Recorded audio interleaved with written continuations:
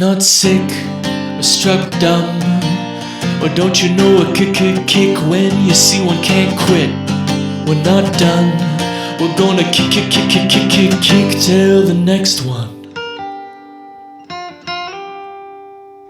Hello, fine people, and welcome to The Kick. My name is Chance Solom Pfeiffer, and this is a new show on the Now Playing Podcast Network where we cover movies in curated miniseries, themed kicks, if you will.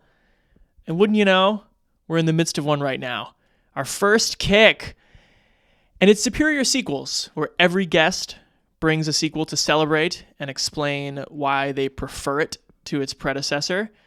My guest today is a film critic, friend, and a boss who's either taking parenthetical clauses out of my writing or putting them back in, but he always makes the right choice.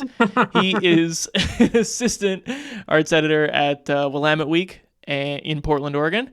But by way of introducing his movie today, I will tell you three things I suspect he believes. He believes that amnesia is never solved by just one movie. It continues.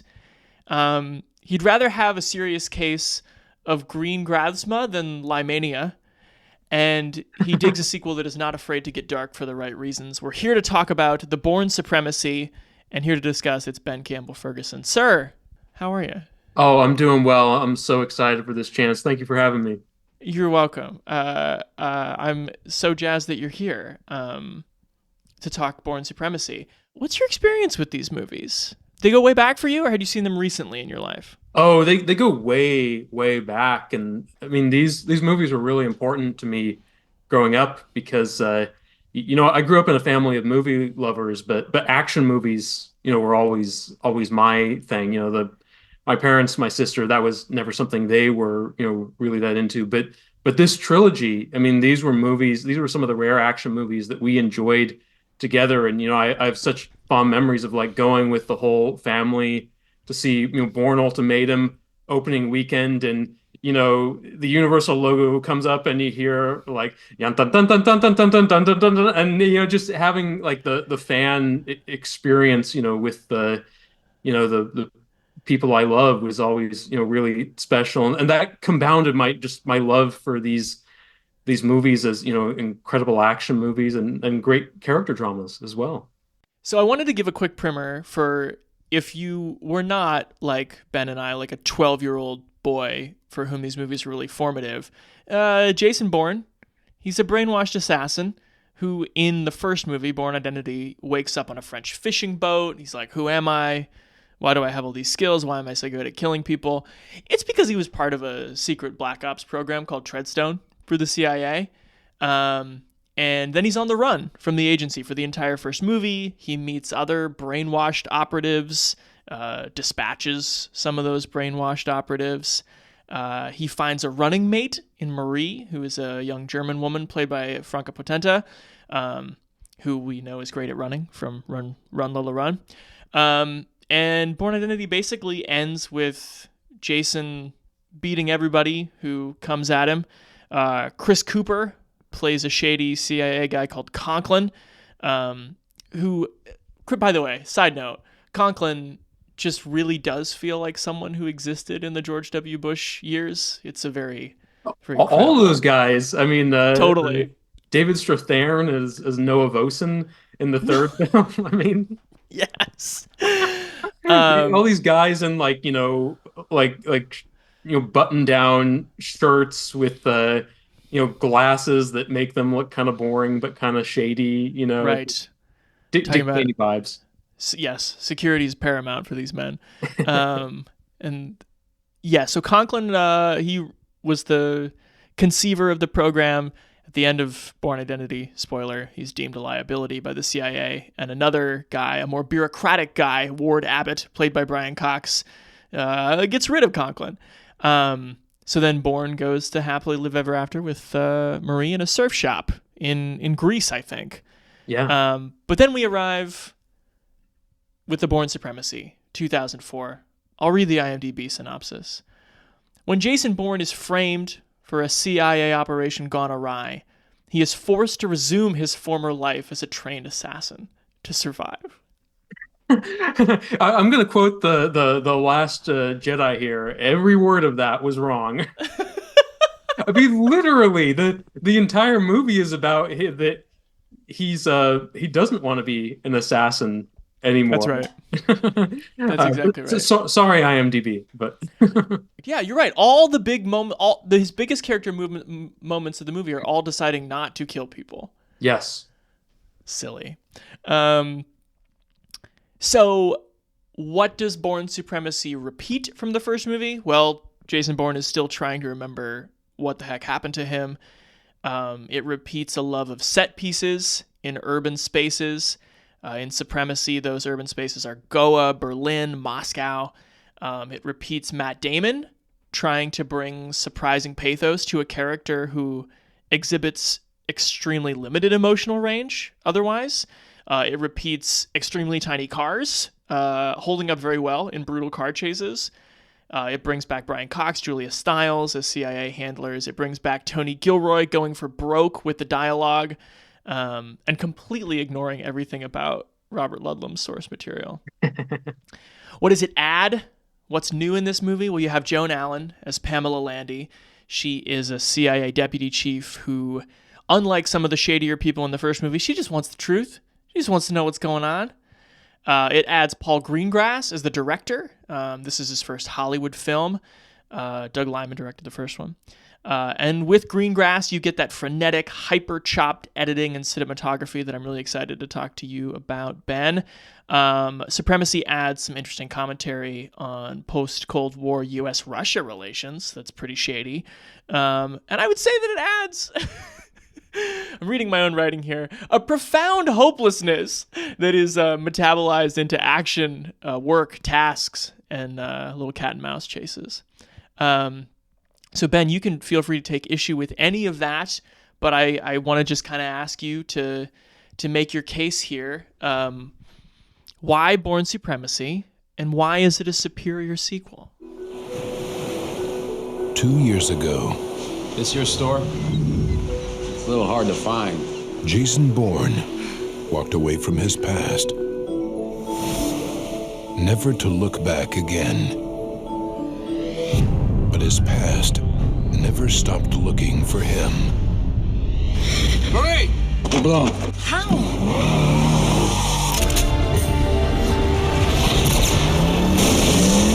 Jason, I don't want you to do this. We don't have a choice. Now, Jason Bourne just popped up on the grid in Naples. he's playing their game He's making his first mistake. They don't make mistakes. on his terms. He's doing exactly what he said he'd do. He's coming for us. Well, I mean, I love this movie for the same reason I love any great movie, because it moves me. I mean, to me, the Bourne trilogy is, among other things, the love story of Jason Bourne and Marie Kreutz, and this is the movie where, decade-old spoiler alert, or decades-old spoiler alert. Yeah. Yeah, that's amazing. Marie is killed, and Bourne loses the love of his life and has to reckon with that. Is pushed to a grief-stricken, desperate, rage-filled place, and yet ultimately comes to realize, I don't have the right to take revenge. I'm an assassin. There's blood on my hands. Literally, you see blood on his hands in this film, and him trying to scrub it off in the bathroom of a restaurant. A really, just incredible moment that reveals so much about the character. And I think this idea of, who am I to punish anyone when I myself am a sinner is so extraordinary. And this is a movie that I don't necessarily think it's reinventing the wheel, but it is an evolution, and it's having a conversation with the first film, because at the end of the first film, Bourne had realized that when he was a CIA assassin, the thing that broke him out of his stupor was seeing a father with his children. And I think that comforted him, the idea that even at his worst, he understood that, parenthood is sacred and childhood is sacred, and therefore he was always basically a good man at his core. And, this is the movie that says, whoa, whoa, not so fast. You don't, get to, get away with it that easy. When Marie is killed, I don't think these films are overtly religious, but there's almost a sense that like God is punishing Bourne and telling him that he hasn't earned the right to be happy yet. And that, of course, leads to this incredible scene at the end of the film where he humbles himself before the daughter of his first target and tells her that he killed her parents. And he says this incredible line, "When what you love is taken from you, you want to know the truth." And I just think it's such a beautiful story, and I think it's interesting that you use the phrase hopeless to describe the movie, because I see what you mean, but I think there is an idealism to it, an idealism that, a man as whose soul is as stained as Bourne is can still, if not find redemption, at least regain a piece of his humanity, something that is kind of symbolized at the end when he's told his real name, David Webb. So I mean, gosh, there are just a billion reasons why I love this movie, and why I think it's an improvement over an already superb film. But those are the main ones. That's the core of it for me. That's great. Yeah, I want to talk about Jason and Marie, because we don't get to know her very well. It's a chemistry that like unfolds through exactly what you see on the screen, the events that the car chases and information gathering gambits that they go through together. But yeah, when the movie catches up with them in Goa at the beginning of this one, they haven't like reestablished their lives in any kind of like lame way. They're not like having a dinner party with people. We're trying to be normal, but Jason has headaches, so he's like not a good dinner party guest. Like all you see is that they live a pretty like cloistral existence, and they have just been working for 2 years to try and remember what, I think that's actually what she says. Like, we've been working on this for 2 years. And just in kind of one line, and I think like a really good Franco Potente performance without a ton of space to move, you get this sense of like their connection hasn't really left this room, but they put forth a lot of effort, and that, makes it all the sadder with what's about to happen. Absolutely. I mean, and I'm so glad you bring up that first scene, because it's just a truly exquisite scene, and I love it when they're standing on the porch together and they're talking about this notebook that Bourne has, where he kind of notes down fragments of memory, trying to piece together what his life was before the amnesia. And she says when you write it down, sooner or later you remember something good. And I love it when he looks at her and says, "I do. I remember something good every day." Clearly talking about her, and just in a really, kind of unsentimental and yet totally beautiful, earnest and romantic way. That scene and that line just get to the core of,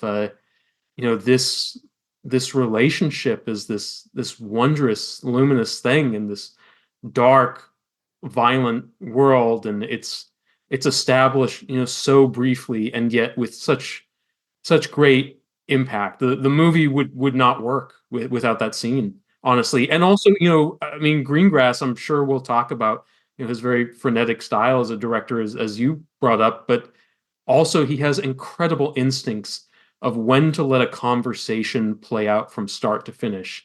And he does that a couple more times in the movie, and he's very good about making sure the emotion is never lost, the yearning and the inner turmoil. Given where these movies go, Ben, because Ultimatum takes a real, I suppose, maybe obvious, but maybe the turn that people like toward like, who is he really, how did he get into this? What did he believe? Family, etc. But in this middle one, you still really don't know very much about anyone. Do you like that quality of this franchise? Yeah, I do, and I think that you don't know much, but you also know just enough, I think. And these movies, I think, except for the fourth and fifth films, which are just heinous, but the Not good. original three, they've always, kind of, given you just enough information, just enough emotion, so that you care. And I think that's the greatest gift any movie can give you, is to make you care. And one of the benefits of having a lead character with amnesia, I think a lot of movies use amnesia as kind of like a narrative crutch, and is in this case, it's amnesia used to sort of, I think, give a sense of the fundamental human experience. A man wakes up in the ocean with two bullets in his back, and slowly starts to learn what his capabilities are, what his personality is, what he wants, who he loves, who he hates. Is that not in some, mythic way, like a kind of grander, larger than life version of the journey we all undertake? And that's one of the things, I appreciate about these movies, that the plots aren't super labyrinthine. And this, I mean, my favorite trilogy is the Sam Raimi Spider-Man trilogy, but I like that this trilogy is not that. You don't need to humanize the villains. The point is really just, Bourne, one man against the system. And in these movies, the system is evil, and that reflects, I think, a certain, post 9/11, post Iraq War sensibility that's so key to just the vibe of these films. 100%. I was thinking about how in Identity, every CIA connected person you run across is evil. In Supremacy, you have Pamela Landy, played by Joan Allen, who's fairly honorable, I would say. I mean, Yeah. But it's just interesting. Like, I feel like the CIA in movies today has better PR. Like, I remember Krasinski talking about his Jack Ryan Amazon show or whatever, and like in interviews being like, the CIA, you say what you will, like they keep us pretty safe. And so it's interesting to go back to the mid-Iraq War, and just like, here's the CIA by name in a movie, and everyone you run across is an absolute scumbag, talking about how they're a patriot. And Ward Abbott, the Brian Cox character, is like doing oil deals with oligarchs with taxpayer money. And his last words, by the way, before he shoots himself, are, "I'm not sorry." He's just sorry that he got caught. He's not, That's right. Sorry that he was, like, had this whole conspiracy with this Russian oil baron. Right. And he's certainly not sorry about the murders, even the murders of his own colleagues. Honestly, That's right. There is something pretty badass about your last words being, "I'm not sorry," though. I mean, may we all aspire to that level of confidence. Is that why Nesky died? Is that why you killed Marie? You killed Marie. The minute you climbed into a car, the minute you entered her life, she was dead. I told you people to leave us alone. I fell off the grid. I was halfway around the world. There's no place that won't catch up to you. It's how every story ends. It's what you are, Jason. A killer. You always will be. Go ahead. Go on, do it. Do it! Do you want to play a game called "What's Your Favorite Tony Gilroy Line" that Brian Cox delivers? And this made me watching this movie too.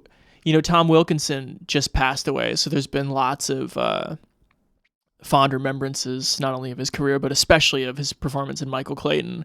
Yes. And people have just been talking about, like, no one could do the Gilroy dialogue quite as good as Tom Wilkinson. But I have great affection for you, Michael. and you lead a very rich and interesting life, but you're a bag man, not an attorney. Okay, but here we go. These are 3 that Brian Cox gets out when he's being pressed on what Treadstone is. Fine, it was a kill squad, black on black. Nobody wants to know about Treadstone. He knows you're after him, and in the interest of self-preservation, you might start with that. My favorite, I've given 30 years and 2 marriages to this agency. I've shoveled shit on 4 continents. That we agree heartily, I think, on this. I mean, that third line is absolutely the best, and I love that first scene between him and Joan Allen. And the minute he sits down with her, he looks just so old and tired, and that line perfectly encapsulates this kind of corrupt, murderous bureaucrat at the end of his rope, just trying to hide his misdeeds long enough to, retire to the Cayman Islands or whatever. I don't know. Exactly. That is definitely what he hopes to do. Hell of a movie. Well, let's talk a little bit about how this sequel treats the characters it brings back from the first movie.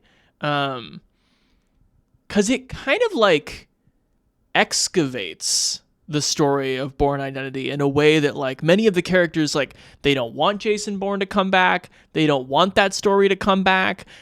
These characters, if they had a choice about being in the movie Bourne Supremacy, they don't want to be in this movie. Like, there's not like a sense of, hey, it's your favorite guy. It's Danny Zorn again. It's like a real, pouring out for Danny Zorn.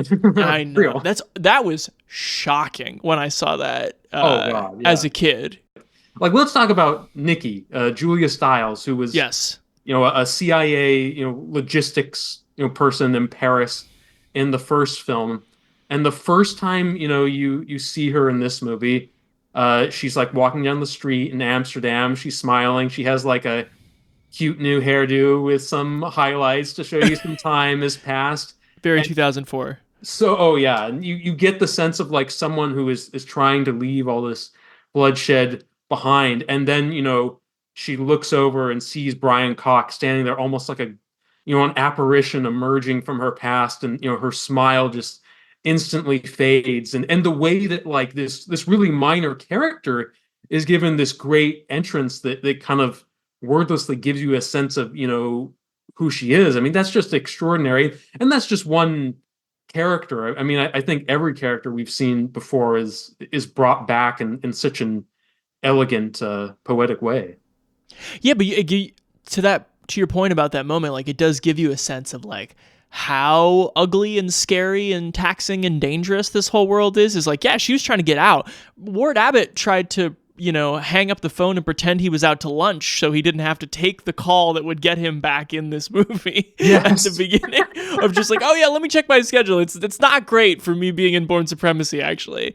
But when Julia Stiles turns up in Jason Bourne, which I agree is a terrible movie, isn't it kind of the opposite of that? Doesn't she it's like the your old friend Nikki's back, and she's got this long blonde hair, and she's on a bike, and it's awesome, and can you believe Julia Stiles is back in this movie? I feel like we've reached a different blockbuster grammar by that point in movie history. Oh, 100%. And I gotta say that Jason Bourne, it feels weird even saying that title since it's the name of the fifth movie and the character. It's just so Jason Bourne, the fifth movie. I always feel like I have to qualify that. Yeah. The way that she comes back, as like a sort of Edward Snowden-esque activist, and it just shows that like at a certain point the people working on these movies knew less about their own movies than the audience did, because anyone who had paid a lick of attention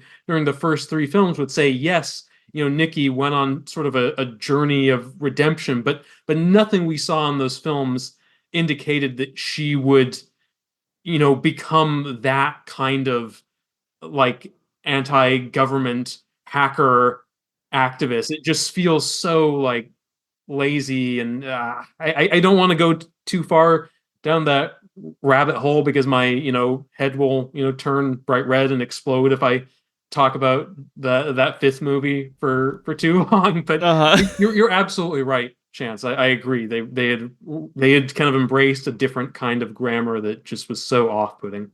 No good. And the cars are too big. They're like driving Jeeps and tanks around. Nuh-uh. This is a little tiny car franchise. Yeah, like Vincent Cassell in the tank in Vegas, just Boo. ramming cars. Ugh, kill this franchise. Put it out of its misery. That's right. Let the past die. Yes. Ben, what's your favorite scene in this movie? Do you have one that stands out? It's hard because of course I want to talk about the incredible action scenes, but if I'm picking one, I have to say the scene at the end where Bourne goes to the apartment of Irina Nevsky, the daughter of Vladimir Nevsky and his wife, who were the first people he killed, and it's just this really amazing emotional scene where he's coming to this young woman who thinks that her parents died in a murder suicide, right? And that the mom killed the dad. Exactly. Yeah. And he is there to say without excuse, without explanation, I killed them, and just laying it all out before her in this really kind of unbelievably intimate moment with a person he will never see again. And I think these movies have an incredible sense of like how encounters with people who are basically strangers with us can affect our lives. I would want to know that my mother didn't kill my father. That she didn't kill herself. What? It's not what happened to your parents.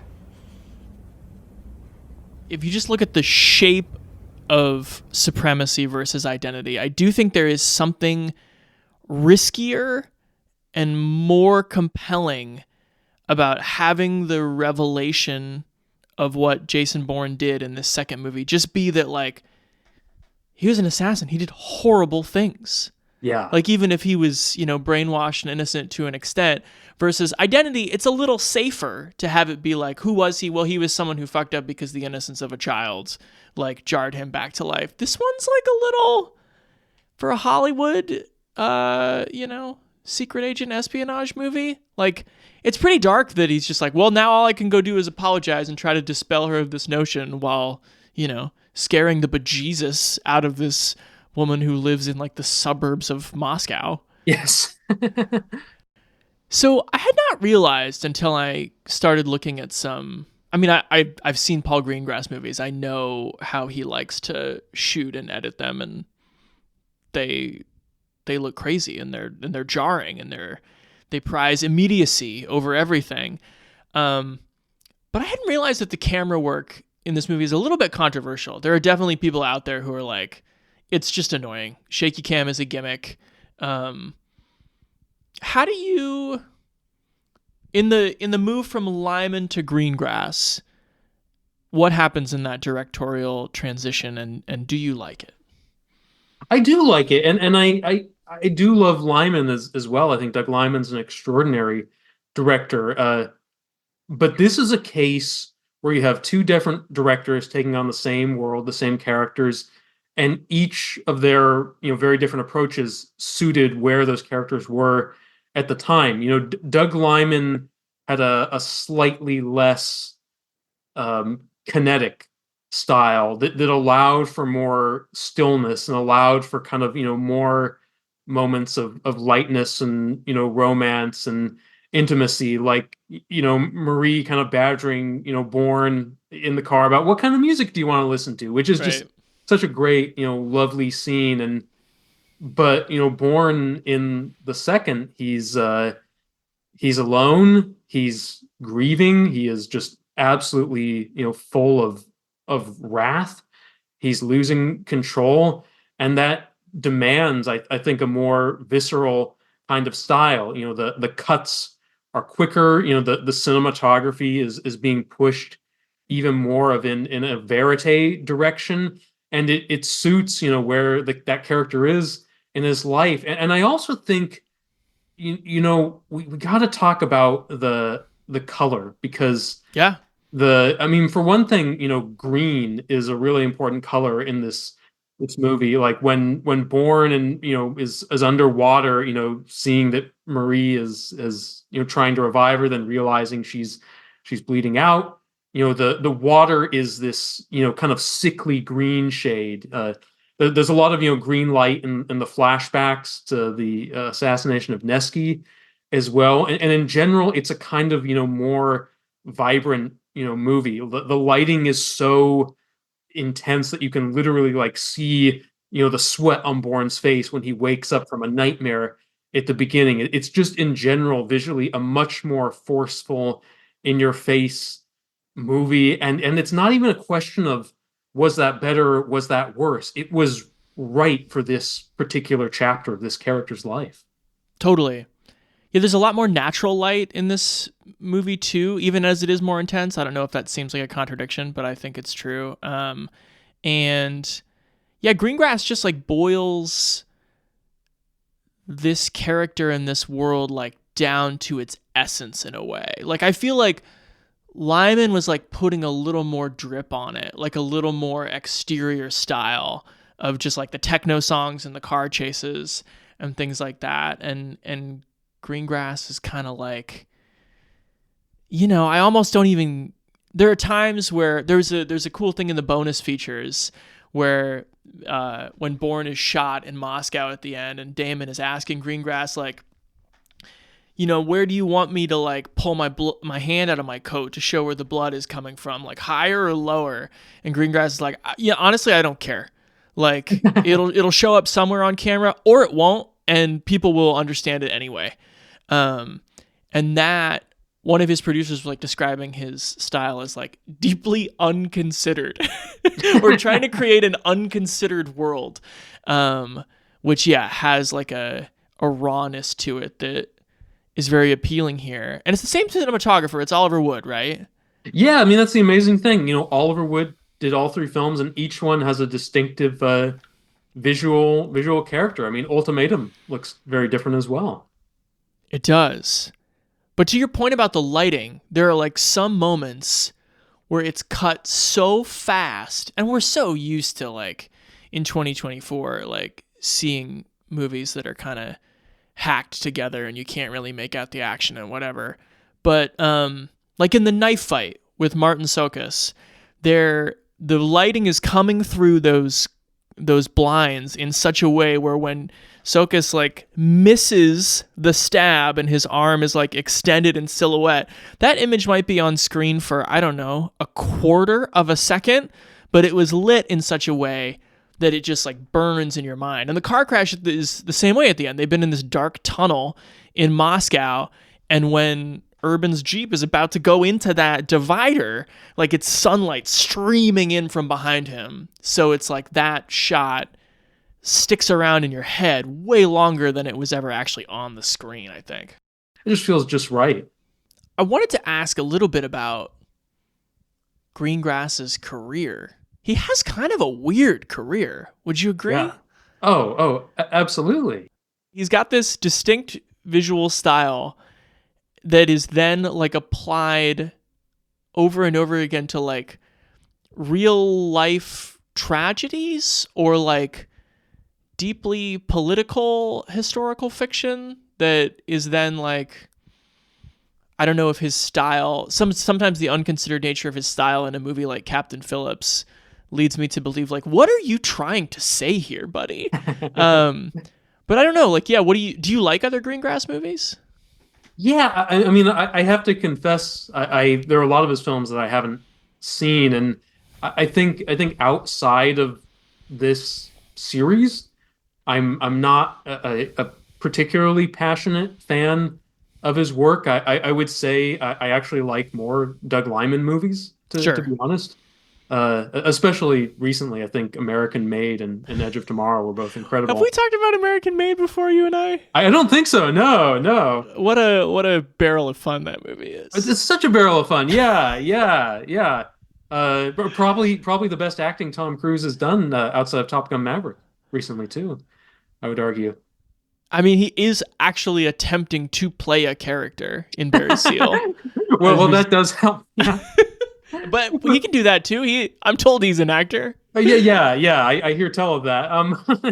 But as far as Greengrass, I mean, I think the key to him, lies in his just really interesting background. The fact that he was a journalist before he ever was a filmmaker, and he wrote this very acclaimed book, Spycatcher. He's made documentaries, and yet he is a true movie fan. He is a guy that, in very kind of earnest, sentimental terms, will talk about the magic of movies and his love of David Lean, and you can see like the two Tom Hanks movies that he made, Captain Phillips, and then News of the World, and Captain Phillips is this very kind of hard hitting brutal true life movie that I found very difficult to watch, to be honest, and I don't have a desire to revisit it. But then you have Tom Hanks in News of the World, and it's this very almost treacly kind of old fashioned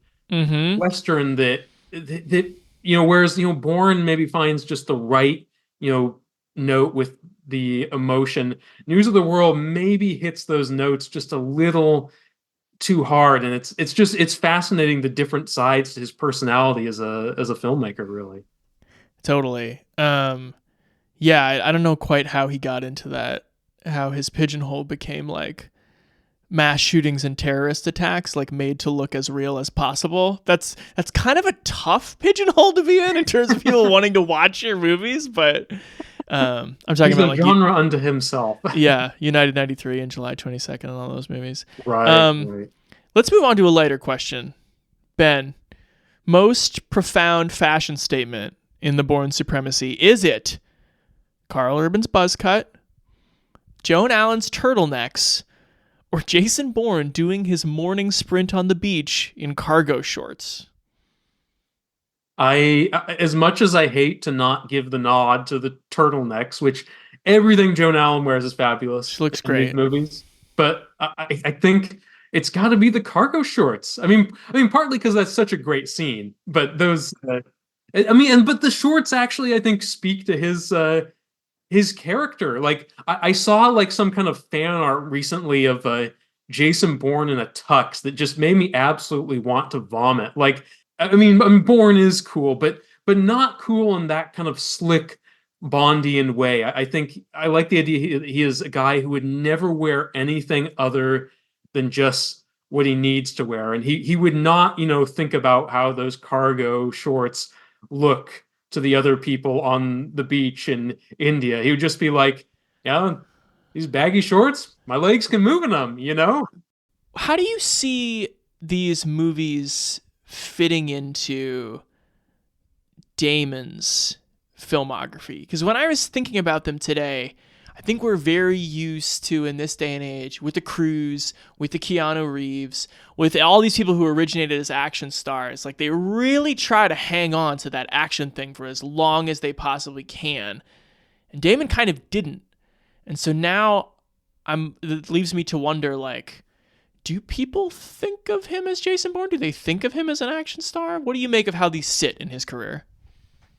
That's an interesting question, because you could argue that he's still an action star in a way, because in its way, The Last Duel is an action movie. That's true. That's a hell of a sword fight at the end. Oh yeah, amazing. But in that movie, he's playing a very kind of awful, buffoonish character who is just contemptible, and so that it's a very different kind of image than Jason Bourne. I think that as a Bourne fan, it like hurts my soul a little bit when he's in interviews like, oh yeah, those Bourne movies, I did another one because people kept bugging me about it whenever I was at the airport. And yeah, however he may see them, I think he's not an action star in the way of like Tom Cruise or Keanu Reeves. He is an extraordinarily complex character actor. He has no vanity. He is willing to take roles that make him look very silly. Honestly, Oppenheimer being the most recent example. So good in Oppenheimer. So good. General Groves, General Grove seems like the kind of guy who would hunt down Jason Bourne, actually. 100%. Yeah. Call him a communist and hunt him down. Yeah, exactly. And also, he's so excellent, and the Bourne movies, whatever he thought of them, I think he brought the same level of dedication and craft that he's brought to any movie he's done. I mean, the scene at the end with Nesky's daughter, he stayed up the entire night to appear haggard in that scene. And it's easy to like kind of write off something like that as like, oh, that's a stunt, why can't you just act?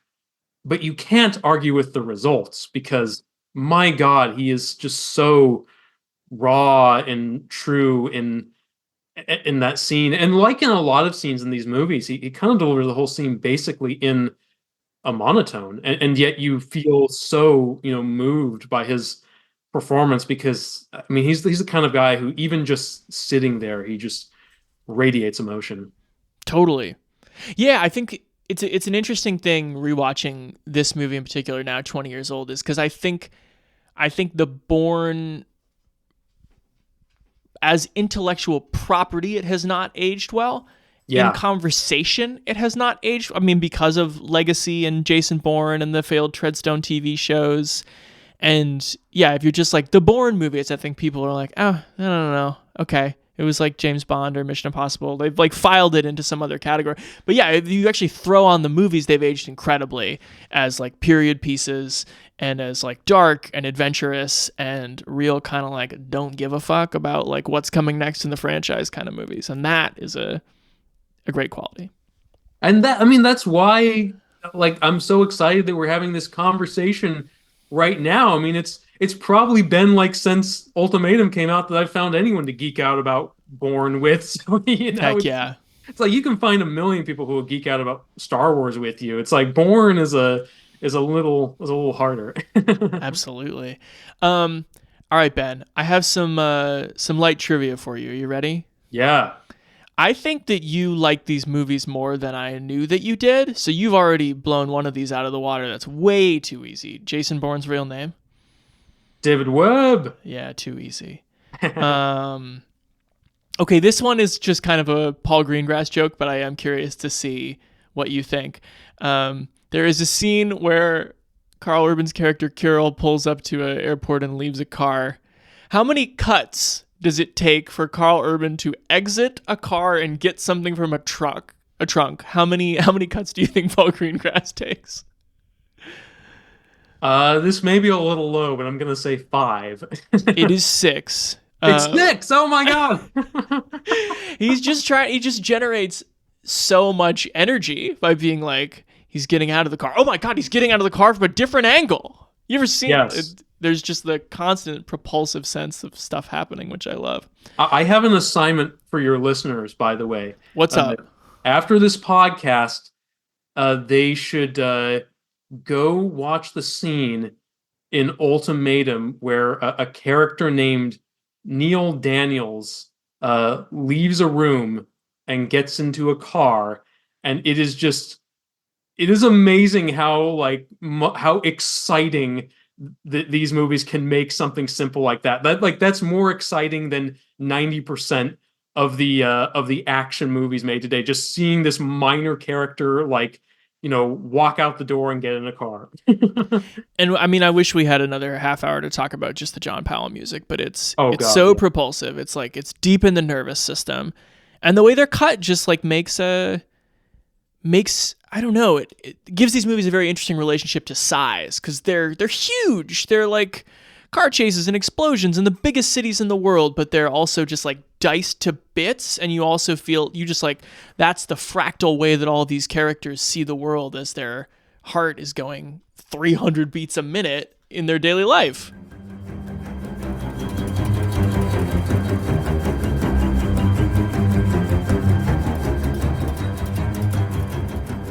I'm going to bump up the stakes on this one because it seems like you know these movies really well. In the Bourne franchise, in my opinion, Ben, there are 3 well-known actors who play just the anonymous computer jockeys who are like, yeah, I pulled Jason Bourne up on the thing and I clicked enhance. Can you name any actors we would know who play the computer jockey role? Yes, Walton Goggins in That's the first one. film and Michelle Monaghan in the second. Very good.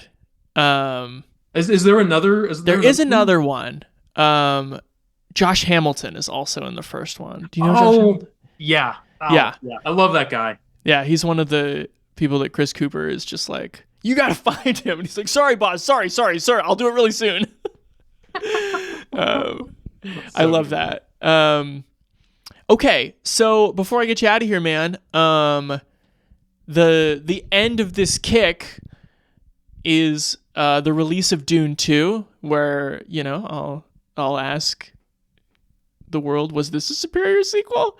But I'm asking every guest on the way there what their level of anticipation for Dune 2 is, if they're excited about it or not. I'm particularly excited to ask you this question because you famously did not care for Dune 1, despite being a Villeneuve guy. Yeah. So where are you at on Dune 2 at this moment?